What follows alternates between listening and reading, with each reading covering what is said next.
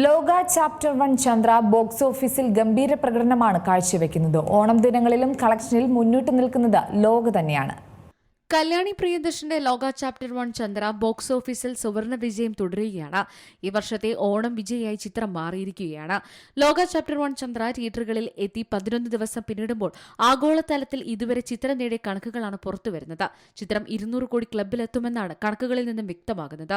തമിഴ്, തെലുങ്ക്, ഹിന്ദി വിപണികളിലും ഗണ്യമായ നേട്ടമാണ് ലോക നേടുന്നത്. സിനിമയ്ക്ക് ആവർത്തിച്ചുള്ള കാഴ്ചക്കാരുണ്ട്. 168.25 കോടിയാണ് ലോക ആഗോളതലത്തിൽ നേടിയിരിക്കുന്നത്. റിലീസ് ചെയ്ത് 10 ദിവസത്തെ കളക്ഷനാണിത്.